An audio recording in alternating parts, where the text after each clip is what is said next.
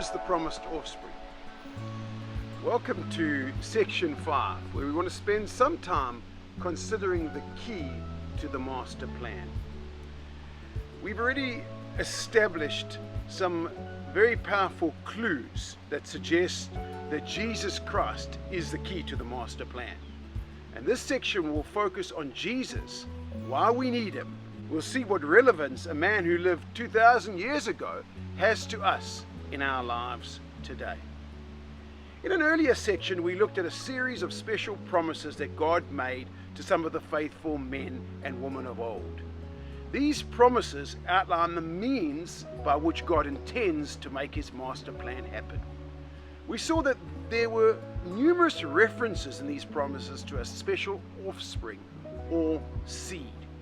Who exactly is this promised offspring referred to in the promises made in the Old Testament?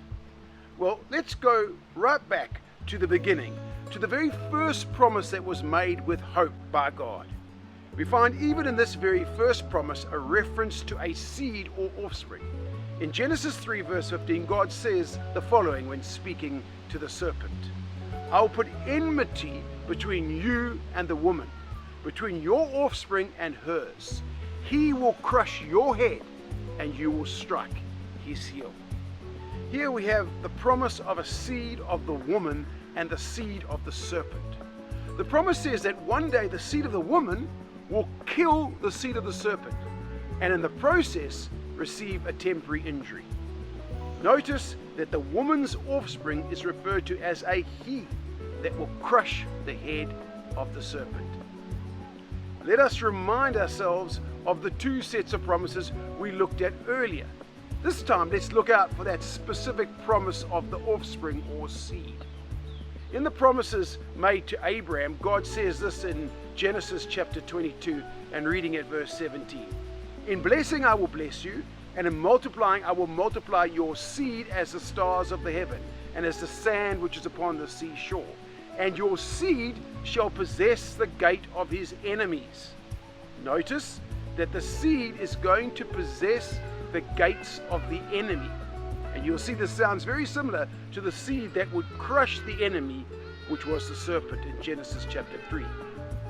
What about the promises to David? Do we find the seed in these promises as well? We surely do. If we look at 2 Samuel chapter 7 and verse 12, we read the following: "And when your days, David, are fulfilled, and you will sleep with your fathers, I will set up your seed after you, which shall proceed out of your bowels, and I will establish his kingdom."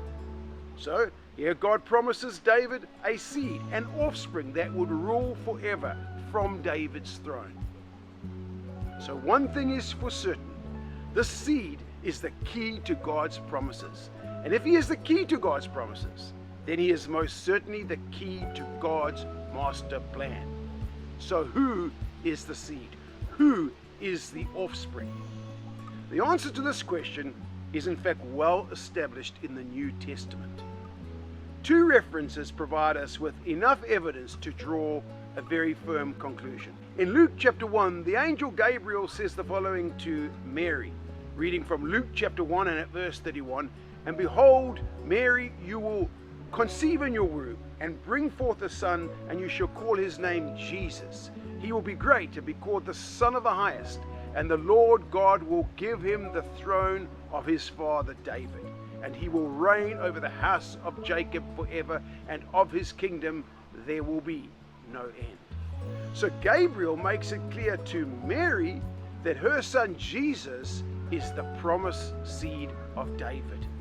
Well, you might say, does that mean he's also the seed, the same seed that was promised to Abraham?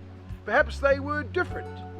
Well, Paul confirms that Jesus is also the promised seed that's referred to in Abraham's promises. He says in Galatians chapter 3 and verse 16, "Now to Abraham and his seed were the promises made." He does not say, "and to seeds as of many, but as of one, and to your seed, who is Christ." Paul makes it clear that the seed promised to Abraham was also indeed Jesus Christ. It couldn't be made clearer than it is in that verse. The conclusion is that Jesus Christ is the promised offspring, and He is the key to God's master plan.